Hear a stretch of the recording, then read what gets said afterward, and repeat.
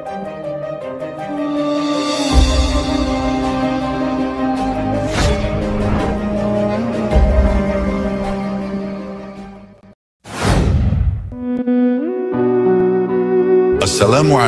warahmatullahi wabarakatuh.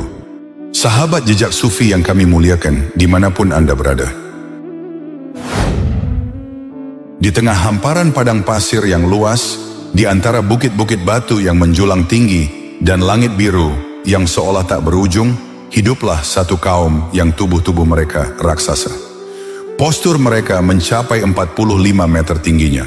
Mereka adalah kaum Ad, keturunan dari Sam bin Nuh, yang mendiami lembah Al-Ahqaf di Jazirah Arab. Diberikan oleh Allah kepada kaum ini karunia yang tiada tara, fisik yang kuat melebihi bangsa manapun di muka bumi. Umur mereka panjang mencapai 300 hingga 400 tahun. Setiap malam, wanita-wanita di antara mereka melahirkan ribuan anak, 1000 bayi setiap malam, hingga populasi mereka terus bertambah. Mereka membangun kota-kota besar dengan pilar-pilar tinggi, istana-istana batu yang diukir di tebing, dan bangunan-bangunan megah yang menjulang ke langit. Allah anugerahkan kepada mereka kemakmuran. Tanah mereka subur, angin membawa hujan, pepohonan rindang tumbuh, sungai-sungai mengalir jernih, keledai, unta, kambing, dan kuda berkembang biak. Namun di balik semua itu, hati mereka mengeras. Alih-alih bersyukur atas nikmat yang melimpah, kaum Ad malah menyombongkan diri. Mereka lupa akan Allah sang pemberi rizki. Bagaimanakah kisah dari kaum raksasa ini? Dan azab apa yang diterima oleh mereka setelah mereka ingkar kepada Allah? Mari kita simak cerita selengkapnya. Pada video sebelumnya, telah kita kisahkan bersama bagaimana bumi dilanda oleh banjir besar, sebuah peristiwa dahsyat yang menghapus kaum penyembah berhala. Nabi Nuh alaihissalam bersama segelintir pengikut yang beriman diselamatkan oleh Allah Subhanahu wa Ta'ala, berlayar di atas bahtera besar, di tengah ombak yang menggunung, di bawah langit yang gelap gulita. Namun seiring berlalunya waktu, kaum yang ikut bersama beliau pun wafat satu persatu. Tak tersisa satu pun dari umat manusia sebelumnya, kecuali anak-anak keturunan dari Nabi Nuh sendiri. Merekalah penerus umat manusia di muka bumi. Dan sejak saat itu berakhirlah untuk sementara pemujaan terhadap berhala. Bumi bersih dari segala bentuk kesyirikan dan kemaksiatan. Namun manusia dengan tabiatnya yang mudah lupa, hati yang cepat lalai. Seiring bergantinya masa, bergulirnya generasi demi generasi, perlahan mereka kembali terjerumus ke dalam kegelapan yang pernah menyelimuti umat-umat terdahulu. Lembaran sejarah pun berulang. Ketika cahaya tauhid yang dulu bersinar terang di masa Nabi Nuh alaihissalam digantikan oleh kabut kesyirikan dan kejahilan. Dan di antara keturunan manusia yang tersisa, muncullah suatu kaum yang kelak dikenal dalam catatan zaman dengan sebutan kaum Ad. Kaum ini berasal dari garis keturunan Sam bin Nuh. Mereka adalah kaum yang perkasa, bertubuh besar, kuat, kekar. Usia mereka panjang, rezeki berlimpah, hidup dalam tanah yang subur dengan ladang-ladang hijau dan kebun-kebun yang rimbun. Mereka membangun kota-kota megah, meninggikan menara-menara, membelah gunung-gunung batu, menorehkan jejak keagungan di tanah yang mereka diami. Namun seiring bertambahnya kemakmuran, berkembang pula kesombongan dalam hati mereka. Keangkuhan perlahan merasuki jiwa-jiwa mereka, hingga mereka melupakan warisan iman, ajaran tauhid yang ditanamkan sejak masa Nuh. Dan di saat itulah syaitan kembali menggoda, membisikkan kepada mereka untuk mengukir patung-patung, untuk mendirikan berhala-berhala sebagai tanda penghormatan kepada nenek moyang yang mereka muliakan. Apa yang dahulu hanya sekadar simbol, kini menjadi sesembahan.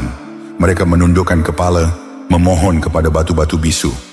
Dan demikianlah, di atas bumi ini kembali muncul gelombang kedua kaum penyembah berhala. Kegelapan yang dahulu telah dibinasakan oleh banjir besar, kini perlahan bangkit kembali di tengah kaum yang seharusnya mewarisi keimanan. Mereka membangun patung-patung, mereka kembali menyembah berhala. Kemudian Allah Subhanahu wa Ta'ala mengutus seorang nabi kepada mereka. Seorang lelaki jujur, mulia dan cerdas dari kalangan mereka sendiri. Dialah Hud alaihissalam. Nama lengkap beliau adalah Hud bin Abdullah bin Ribah bin Al-Jarud bin Ad bin Aus bin Iram bin Sam bin Nuh alaihissalam. Seorang keturunan langsung dari Sam, putra Nabi Nuh, yang diberi tugas mulia membawa kaumnya kembali ke jalan yang benar. Nabi Hud bukanlah orang asing bagi mereka. Ia tumbuh besar di tengah-tengah kaum Ad, mengenal adat dan kebiasaan mereka, bahkan dikenal sebagai pribadi yang luhur, penuh hikmah dan terpercaya. Maka Allah Subhanahu wa Ta'ala berfirman, menyeru beliau untuk berdakwah kepada kaumnya yang telah terjerumus dalam kesesatan, memuja berhala, meninggalkan tauhid, dan melupakan nikmat yang selama ini mereka peroleh dari Rabb mereka. Meskipun Nabi Hud alaihissalam tidak memiliki postur tubuh yang besar dan kekar seperti kaumnya, kaum Ad yang gagah perkasa dan bertubuh raksasa, namun Allah Subhanahu wa Ta'ala senantiasa menjaga beliau. Di balik tubuh yang tampak lebih sederhana itu, tersimpan kekuatan iman yang kokoh, keberanian yang tak tergoyahkan, dan keagungan ruh yang jauh melampaui kekuatan jasmani. Betapapun kaum Ad marah, mengancam, mencemooh, bahkan berusaha untuk mencelakai beliau, tak ada satupun tangan yang mampu menyentuhnya, apalagi melukai utusan Allah tersebut. Sebab perlindungan Rabbul Alamin senantiasa menaungi beliau, siang dan malam. Ada yang berpendapat bahwa Nabi Hud alaihissalam lah yang pertama kali menggunakan bahasa Arab dalam percakapan. Namun sebagian ulama lain berpendapat bahwa justru Nabi Nuh alaihissalam yang terlebih dahulu menuturkan bahasa tersebut. Ada pula pendapat yang lebih jauh lagi, bahwa asal mula bahasa Arab telah dikenal sejak zaman Nabi Adam alaihissalam. Menurut Syekh Muhammad bin Ahmad bin Iyas dalam salah satu karyanya, disebutkan bahwa kaum Ad adalah kaum pertama yang kembali terjerumus dalam penyembahan berhala, setelah musnahnya umat-umat terdahulu dalam banjir besar pada zaman Nabi Nuh alaihissalam. Allah menciptakan kaum Ad dengan postur tubuh yang luar biasa besar dan kekuatan yang melampaui manusia-manusia lain di masanya. Mereka adalah kaum yang perkasa, mendominasi wilayah mereka, sehingga membuat kaum-kaum lain merasa gentar dan takluk di hadapan mereka. Pemimpin kaum Ad pada masa itu adalah seorang raja bernama Jalijan. Disebutkan bahwa tinggi tubuh Jalijan mencapai sekitar 45 meter, sebuah ukuran yang jauh di luar nalar manusia biasa. Bahkan ketika Jalijan berdiri tegak, tubuhnya yang menjulang tinggi itu mampu menghalangi cahaya matahari dari menyentuh permukaan bumi di sekitarnya. Diriwayatkan dalam berbagai sumber bahwa Raja Jalijan, salah satu pemimpin dari kaum Ad, memiliki kekuatan yang luar biasa. Konon, ia mampu menghancurkan sebuah bukit hanya dengan meletakkan lengannya di atasnya. Sebuah gambaran betapa besar dan dahsyatnya kekuatan fisik yang dimiliki kaum ini. Sosok Raja Jalijan hanyalah satu contoh dari keperkasaan bangsa Ad yang terkenal dalam sejarah umat manusia. Menurut riwayat Wahab bin Munabbih, rata-rata tinggi laki-laki dari kaum Ad mencapai sekitar 45 meter, sementara yang paling pendek di antara mereka pun masih setinggi 27 meter. Tinggi yang benar-benar luar biasa dibandingkan dengan manusia biasa. Selain memiliki postur tubuh yang luar biasa besar, kaum Ad juga dikenal sebagai bangsa yang diberi umur yang sangat panjang. Dikisahkan bahwa rata-rata usia mereka bisa mencapai lebih dari 400 tahun. Sebuah rentang hidup yang jauh melampaui usia manusia biasa di zaman manapun. Dikisahkan bahwa mereka baru dianggap dewasa setelah mencapai usia 100 tahun. Hal ini menunjukkan betapa panjangnya usia mereka, serta betapa berbeda ritme kehidupan mereka dibandingkan dengan manusia zaman sekarang. Yang menarik, dalam berbagai riwayat disebutkan bahwa tidak pernah terlihat orang yang meninggal secara alami di kalangan mereka. Bahkan, jenazah kaum Ad hampir tidak pernah ditemukan. Seolah-olah ada suatu misteri besar yang menyelimuti akhir kehidupan mereka. Dikisahkan bahwa suatu ketika 60 orang dari kaum Nabi Musa alaihissalam dalam sebuah perjalanan panjang pernah berteduh di dalam tengkorak kepala seorang laki-laki dari kaum Amalekah.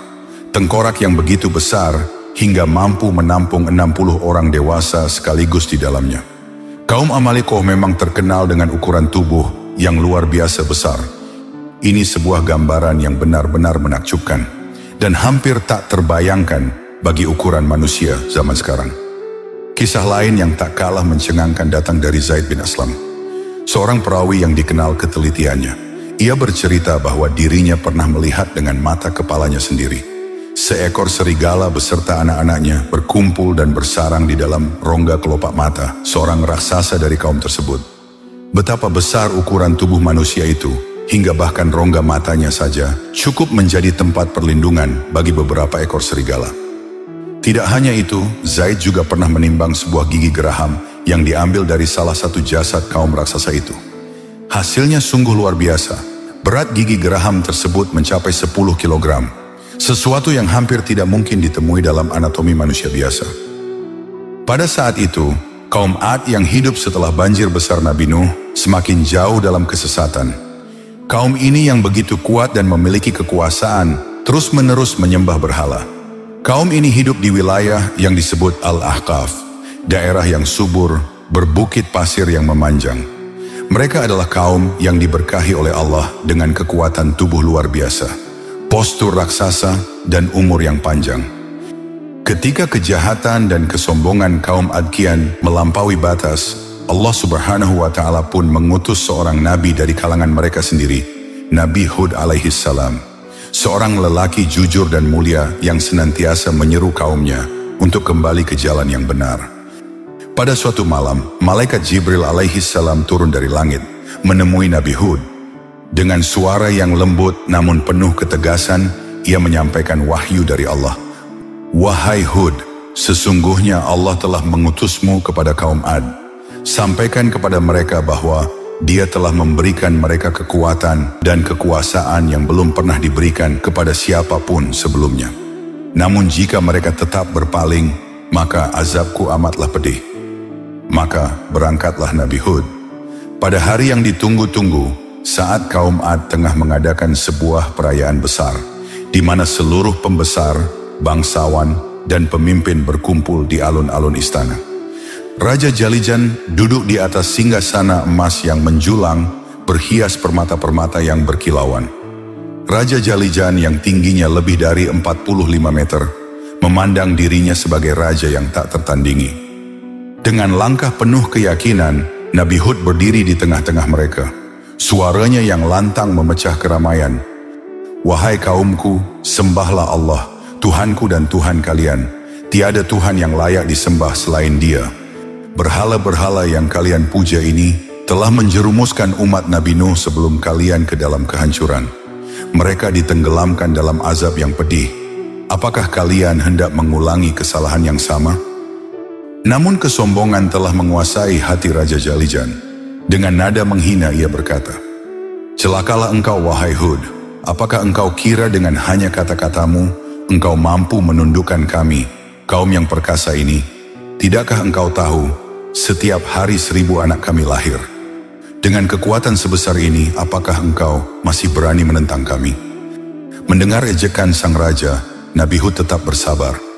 Hari demi hari, bulan demi bulan, beliau terus berdakwah, mengingatkan kaumnya.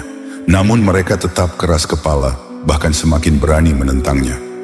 Lama-kelamaan, Nabi Hud merasa amat letih dan sedih atas penolakan mereka. Beliau pun memanjatkan doa kepada Allah Subhanahu wa Ta'ala. Ya Allah, jika mereka tidak juga mau beriman, maka jadikanlah kaum wanita di antara mereka mandul, agar mereka merasakan kegetiran akibat kekafiran mereka. Allah pun mengabulkan doa Nabi Hud. Tahun itu, tidak ada satu pun wanita dari kalangan kaum Ad yang mampu mengandung. Kekhawatiran mulai merayapi hati mereka. Maka mereka berbondong-bondong mengadu kepada Raja Jalijan. Wahai paduka raja, sesungguhnya Hud telah membuat istri-istri kami mandul. Kami khawatir, mungkin apa yang ia katakan selama ini benar adanya. Namun sang raja tetap keras kepala. Ia menolak untuk mendengarkan peringatan Nabi Hud. Maka turunlah wahyu Allah kepada Nabi Hud. Kabarkan kepada mereka, jika mereka beriman, maka rahmatku akan meliputi mereka. Namun jika mereka tetap dalam kekafiran, aku akan mengirimkan kepada mereka angin yang dahsyat yang akan membinasakan mereka seluruhnya. Nabi Hud pun menyampaikan peringatan terakhir ini. Namun bukannya bertaubat, kaum Ad justru melemparkan batu ke arah Nabi Hud. Mereka mengusirnya dari tengah-tengah mereka dengan hinaan dan cemoohan. Meskipun menghadapi pertentangan dan perlawanan, Nabi Hud alaihissalam tetap teguh dalam berdakwah. Beliau senantiasa mengajak kaum Ad agar meninggalkan perbuatan syirik dan penyembahan berhala. Beliau menyeru mereka agar hanya menyembah Allah Subhanahu wa Ta'ala. Selama 70 tahun lamanya, Nabi Hud terus berdakwah dengan penuh kesabaran. Beliau senantiasa mengingatkan mereka akan bahaya azab Allah yang dapat menimpa bila mereka terus-menerus dalam kesesatan. Namun kaum Ad justru semakin ingkar. Hati mereka makin keras, kesombongan mereka makin menjadi, hingga mereka menolak semua seruan kebenaran yang disampaikan oleh Nabi Hud. Maka, tatkala kesombongan mereka telah memuncak dan seruan Nabi Hud alaihissalam tak lagi mereka hiraukan, Nabi Hud pun merasa amat sedih dan hampir berputus asa. Beliau lalu mengadu kepada Allah Subhanahu wa Ta'ala dalam doa, "Wahai Rabbku, Engkau maha mengetahui bahwa aku telah menyampaikan risalahmu kepada kaum Ad. Aku telah bersungguh-sungguh memperingatkan mereka, namun mereka tetap saja dalam kekafiran, tenggelam dalam kesesatan yang nyata." Selesai berdoa, setelah segala upaya telah beliau lakukan, Nabi Hud pun menyerahkan sepenuhnya urusan kaum Ad kepada Allah Subhanahu wa Ta'ala. Sebagai jawaban atas doa Nabi Hud, Allah Subhanahu wa Ta'ala menahan turunnya hujan dari negeri Ad. 7 tahun lamanya langit tidak meneteskan setitik air pun. Tanah yang dahulu subur, mengering dan gersang. Hewan-hewan ternak, satu demi satu, tumbang kehausan dan kelaparan. Tanaman layu, buah-buahan pun mengering. Makanan menjadi langka. Orang-orang kaum Ad mulai merasakan penderitaan. Dan satu persatu dari mereka pun mati karena kekeringan yang melanda. Hingga akhirnya, hampir setengah dari populasi kaum Ad binasa dilanda bencana itu. Pada masa itu, apabila suatu kaum ditimpa musibah besar, mereka biasanya mengutus sekelompok orang terbaik mereka untuk berdoa di Baitullah di Mekah, memohon pertolongan Allah agar musibah diangkat.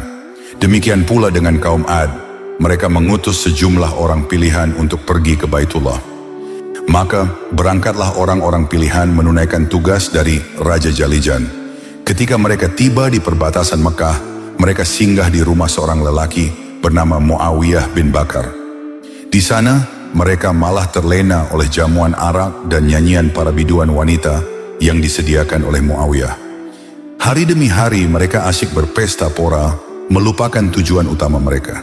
Hingga sebulan lamanya berlalu dalam kelalaian. Barulah setelah itu mereka tersadar dan bergegas menuju Masjidil Haram. Di hadapan Ka'bah, mereka memohon kepada Allah agar hujan diturunkan bagi kaum mereka. Lalu Allah Subhanahu wa Ta'ala memperlihatkan kepada mereka 3 gumpalan awan yang berbeda warna.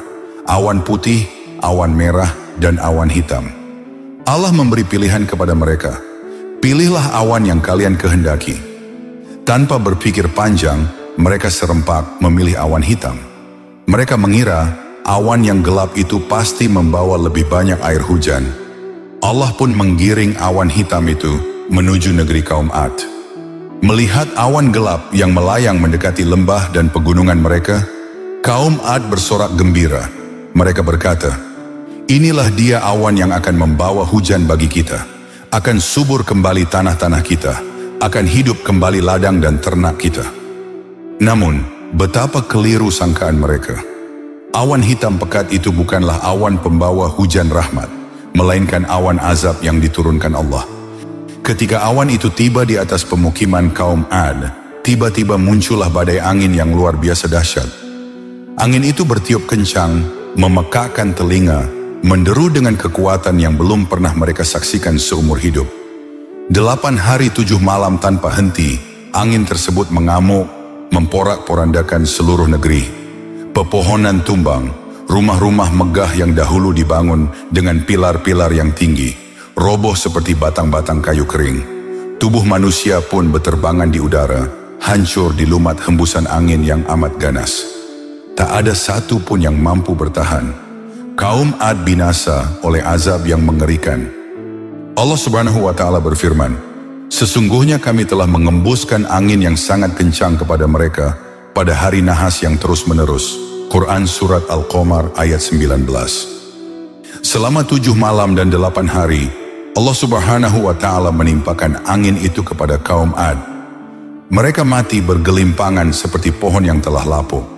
Angin tersebut sangatlah dahsyat, memiliki kekuatan yang besar, serta memiliki suhu yang sangat dingin. Kaum Ad berusaha berlindung di balik rumah-rumah mereka yang tinggi dan kokoh. Akan tetapi angin itu tetap mengejar dan membinasakan mereka, membalas kesombongan mereka dengan kekuatan Allah yang maha dahsyat. Sementara itu, Nabi Hud dan kaumnya yang beriman diselamatkan oleh Allah Subhanahu wa Ta'ala. Mereka diperintah bersembunyi di sebuah tempat yang aman. Mereka bahkan sama sekali tidak merasakan adanya azab tersebut. Mereka justru merasakan ketenangan dan kenyamanan. Tidak seperti kaum Ad yang membangkang. Mereka beterbangan antara langit dan bumi, serta dihantam oleh batu-batu yang juga beterbangan bersama mereka. Orang pertama yang melihat dan mengetahui bahwa awan gelap itu adalah azab dari Allah adalah seorang wanita dari kaum Ad yang bernama Mahdu. Setelah terlihat jelas olehnya, maka ia pun menjerit dan kemudian terjatuh pingsan. Ketika ditolong oleh penduduk dan sadar dari pingsannya, mereka bertanya, "Apa yang kau lihat, wahai Mahdu?" Ia pun menjawab, "Aku melihat awan yang bergulung-gulung seperti api. Di bagian depan angin itu ada beberapa malaikat yang mengendalikannya." Dahsyatnya angin yang menimpa kaum ini diingat betul Rasulullah SAW. Saat melihat awan gelap dan menggantung di langit, wajahnya berubah. Rasulullah SAW sampai terlihat gelisah, hingga beliau bolak-balik keluar masuk dari rumahnya. Beliau baru tampak tenang setelah hujan turun. Sayyidah Aisyah yang melihat itu menanyakan alasan sikapnya. Rasulullah pun menjawab, "Aku khawatir, wahai Aisyah, jika awan itu adalah azab sebagaimana yang menimpa kaum Ad. Sebagaimana firman Allah Subhanahu wa Ta'ala, maka tatkala mereka melihat azab itu berupa awan yang menuju ke lembah-lembah mereka, berkatalah mereka, 'Inilah awan yang akan menurunkan hujan kepada kami.' Bukan, bahkan itulah azab yang kamu minta supaya datang dengan segera, yaitu angin yang mengandung azab yang pedih." Quran Surat Al-Ahqaf ayat 24. Demikianlah akhir yang tragis bagi kaum yang sombong itu, yang telah berulang kali didakwahi oleh Nabi Hud, namun tetap membangkang. Akhirul kata, wallahu a'lam bishawab. Sampai di sini dulu perjumpaan kita kali ini. Semoga bermanfaat. Wassalamualaikum warahmatullahi wabarakatuh.